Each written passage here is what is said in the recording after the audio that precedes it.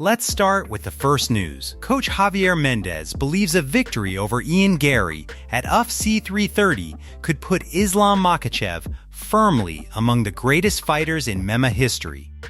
The GOAT debate continues to be one of the biggest conversations in the sport, with fans and analysts constantly arguing over who deserves that title. But according to Mendez, Islam is getting closer and closer to that conversation. Speaking to Damon Martin of MMA Fighting, Mendez explained that if Islam defeats Ian Garry, it would become very difficult to deny his place among the all-time greats. Mendez believes the sky is the limit for Islam, and he feels the champion is already bordering on becoming the greatest fighter of all time. Mendez explained that if Islam can get past Garry and then win one more major fight, there may be very little debate left about his status. In his opinion, Islam has already built an incredible Ursum and holds several impressive records that make his case even stronger. However, Mendez also acknowledged that nothing is guaranteed in MMA. Ian Garry is a tough opponent, and anything can happen once the cage door closes. Still, Mendez is extremely confident in Islam's abilities and expects him to control the fight and potentially dominate Garry. If that happens, Mendez believes the performance itself will speak louder than any argument. Islam would have another major victory on his record and another opportunity to prove that he belongs alongside the biggest legends in MMA history. According to Mendez, after August 15th, if Islam delivers the performance he expects, more and more people will recognize that he has earned his place in the GOAT conversation. Move on to another news. Sean O'Malley has shared his thoughts on a potential matchup between Usman Nurmagomedov and Paddy Pimblett, and he believes Usman would likely have the edge if the two fighters ever stepped into the cage together. During a recent discussion, O'Malley was asked who he would pick in a fight between Usman and Paddy. While he admitted that Paddy has surprised him several times before, his initial choice was Usman. O'Malley explained that Paddy is the kind of fighter who can constantly exceed expectations, making him difficult to count out.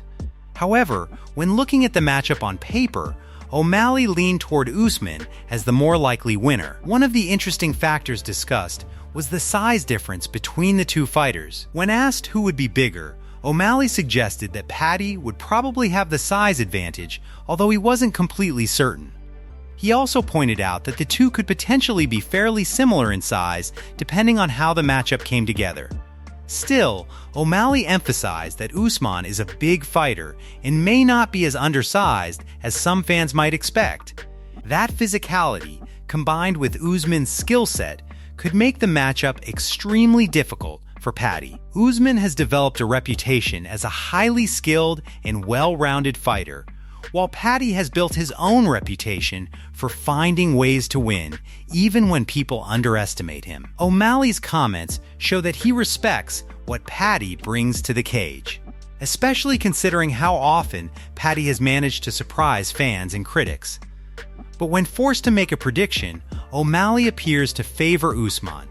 If these two ever meet, the combination of Usman's technical ability and Paddy's unpredictable style could create a very interesting matchup. Move on to another news. Ilia's manager, Makhachev, has fired back at Ali Abdelaziz after Ali made some bold claims about how Usman Nurmagomedov would perform against Ilia and several other top fighters. Ali recently praised Usman's abilities and suggested that he could defeat some of the biggest names in the sport. He even claimed that Usman could make certain opponents quit, while predicting dominant performances against fighters like Paddy Pimblett and Max Holloway. Ali argued that Usman's wrestling and grappling would give him a major advantage.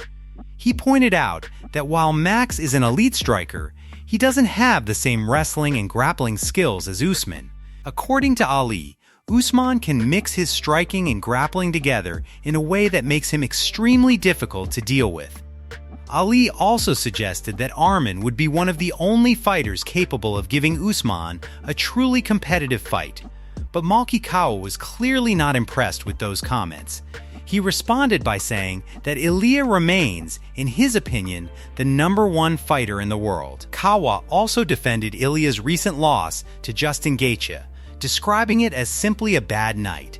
He insisted that Ilia is still the better fighter and claimed that if they fought again, Ilia would beat Gaethje decisively. Kawa then took aim directly at Ali, criticizing him for promoting his own clients while making predictions about other fighters. He argued that Ilia could defeat anyone on Ali's roster and told Ali to stop hyping up his fighters. Kawa made it clear that he has complete confidence in Ilia's ability to bounce back. He mentioned several major names, including Paddy, Islam, Usman, and Gaethje, saying that it doesn't matter who Ilia faces or when the fight happens. According to Kawa, fans will eventually see a masterclass when Ilia returns to competition. The exchange adds even more tension to the ongoing debate surrounding Ilia, Usman, and the UFC's elite lightweight division. With both sides showing serious confidence in their fighters, these matchups could become some of the biggest fights in MMA. For now, Kawa's message is simple. He still believes Ilia is the best fighter in the world, and he's confident that the comeback will prove it. Move on to another news. Georges St. Pierre has responded to Conor following the Irish superstar's recent knee surgery and his message about making a comeback. Earlier this week, Conor revealed that his knee surgery had been successful and that he had already started the road to recovery. In a video shared with his fans, Conor confidently announced that his knee had been repaired and made it clear that his mindset remains extremely positive. Conor also looked back at fighters who managed to return from serious knee injuries and continue competing at the highest level. He specifically mentioned Dominick Cruz, who famously returned from multiple ankle injuries and eventually recaptured the UFC Bantamweight Championship. Conor's message was clearly aimed at showing that a serious knee injury does not automatically mean the end of a fighter's career. He remains determined to get back inside the octagon and continue fighting. Georges St. Pierre also has experience dealing with major knee injuries. After seeing Conor's message and the footage discussing his recovery, GSP reposted the video on X and offered a short but supportive message. He simply wrote, "Let's go, Conor." That brief response from one of the greatest fighters in MMA history immediately caught attention. GSP has dealt with his own physical challenges throughout his legendary career, so his support carries plenty of weight. Dominick Cruz also reposted the footage, adding another connection to the discussion about fighters overcoming serious knee injuries. For Conor, the focus now appears to be completely on recovery. After undergoing surgery, the former two-division UFC champion is looking ahead and hoping to make another return to competition. Moving on, Ilia found himself at the center of a completely different situation after some recent footage from Ibiza sparked online speculation and trolling from fans. Ilia was later seen with his manager, Malky Kawa, who decided to have some fun with the situation. During the interaction, Kawa jokingly pointed out the footage and told people to realize that he wasn't actually in the video being discussed. Ilia appeared amused and frustrated at the same time, while Kawa continued trolling him over the viral clip. The moment quickly turned into a lighthearted exchange, showing that Ilia and his manager were clearly not taking the online speculation too seriously. With both stories making waves, one involves Conor's serious comeback journey, while the other gives fans a more humorous look at Ilia away from the cage. Move on to another news. Javier Mendez believes Usman Nurmagomedov is unlikely to receive an immediate title shot if he eventually signs with the UFC. According to Mendez, giving Usman an immediate opportunity against the UFC lightweight champion could create a major problem for the promotion. If Usman were to arrive from another organization and immediately defeat the UFC champion, it would essentially prove that the best lightweight in the world had been competing outside the UFC. Mendes believes the UFC would never want to give rival promotions that kind of credibility. If Usman came in and destroyed the champion, fans could argue that organizations like the PFL had been housing the #1 fighter in the division. For that reason, Mendes believes the UFC would likely make Usman earn his title opportunity rather than immediately placing him in a championship fight. Mendes also dismissed the idea of Usman immediately fighting Justin Gaethje, saying he doesn't expect that matchup to happen. Instead, he revealed the fight he personally wants to see for Usman's UFC introduction. His choice is Paddy Pimblett. Mendes believes a fight against Paddy would be extremely fun because it would immediately attract attention from both sides of the fan base. He also joked about Paddy bringing plenty of supporters and his famous baddies to the event. Beyond matchmaking, Mendes spoke passionately about Usman's development and his relationship with the fighter. Mendes explained that he first heard about Usman from Khabib, who told him about his younger cousin while Mendes was visiting Dagestan. Khabib reportedly told him that this young fighter was going to become something special. When Mendes eventually trained with Usman, he realized that Khabib had been right. Mendes went as far as calling Usman the greatest fighter-athlete he has ever trained.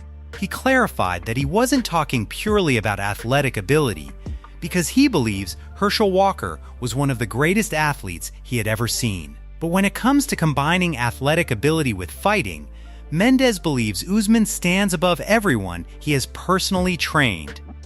What impressed him most was Usman's natural ability. Mendes said there are certain things Usman can do that no coach could teach him. In his view, Usman possesses instincts and abilities that he developed on his own, making him an extremely special fighter. And if Usman does eventually enter the UFC, Mendes believes fans will quickly understand why he has such high expectations for his future. Move on to another news. Joe Rogan has come to Tom Aspinall's defense, claiming that the heavyweight champion got seriously messed over during his fight with Cyril Gane. Aspinall faced heavy criticism from some fans after the fight, with accusations that he exaggerated the severity of his eye injury or stopped the contest too quickly. However, Rogan strongly disagrees with those claims. During a recent episode of the Joe Rogan Experience, with Rico Verhoeven as a guest, Rogan explained that Aspinall had a legitimate reason for stopping the fight. He pointed out that Aspinall was defending the heavyweight title when he suffered a severe eye poke that left him unable to see properly. Rogan questioned what people expected Aspinall to do in that situation. He also highlighted that the injury was serious enough for Aspinall to undergo 2 eye surgeries afterward. Verhoeven, who has been friends and training with Aspinall for nearly a decade, completely agreed with Rogan. He described Aspinall as one of the nicest people he knows and someone who works incredibly hard. Verhoeven also dismissed the idea that Aspinall would ever intentionally quit because he believed he was falling behind in a fight. Some fans argued that Gane had started strongly and that Aspinall may have used the eye injury as an excuse to avoid continuing. But Verhoeven explained that the fight was still in its early stages, and Aspinall had no reason to intentionally walk away. According to Verhoeven, Aspinall simply isn't the kind of fighter who would do that. Rogan and Verhoeven both emphasized that the eye poke was extremely serious. Rogan described how deeply Gane's finger went into Aspinall's eye, making it difficult to understand why anyone would question the legitimacy of the injury. For Rogan, the situation was clear. Aspinall was not exaggerating, and the criticism he received afterward was completely unfair. Move on to another news. Dustin Poirier, Jorge Masvidal, Dean Thomas, and Chris Weidman recently discussed some of the wildest crowds they have ever experienced during their fighting careers. When Jorge Masvidal was asked about the craziest crowd he had ever fought in front of, he immediately mentioned the backyard fights in Miami. Those events had a completely different atmosphere, with passionate fans packed around the action and emotions running extremely high. Dustin Poirier then shared one of his most memorable experiences, pointing to his fight against Kelvin Gastelum at the Nassau Coliseum on Long Island. It was the first UFC main event held on Long Island, and the crowd was absolutely electric. Poirier remembered how fans went completely crazy throughout the event. When he eventually secured the victory, the atmosphere was so intense that it felt like he had just won a world title. Interestingly, Poirier admitted that at the time, he didn't even realize he had entered the fight on a 3-fight losing streak. The energy inside the arena made the victory feel even more significant. Jorge also explained that some of the craziest crowds he experienced came whenever he fought Conor. The Irish superstar has an enormous following, and thousands of fans traveled from Ireland to attend the fights. According to Jorge, the atmosphere started building long before fight night. The fans were extremely loud during the press conferences. They made their presence known at the weigh-ins, and they brought that same energy into the arena. He said all 3 of his fights involving Conor featured some of the wildest crowds he had ever experienced. The conversation then turned to Hawaii, where another memorable story came up. One of the fighters revealed that he had competed in Hawaii against Max Holloway's uncle. The story immediately caught everyone's attention, with the others reacting in disbelief. From Miami backyard fights to massive UFC arenas and passionate Hawaiian crowds, the fighters made it clear that certain locations and opponents can create an atmosphere that is completely different from anything else in MMA.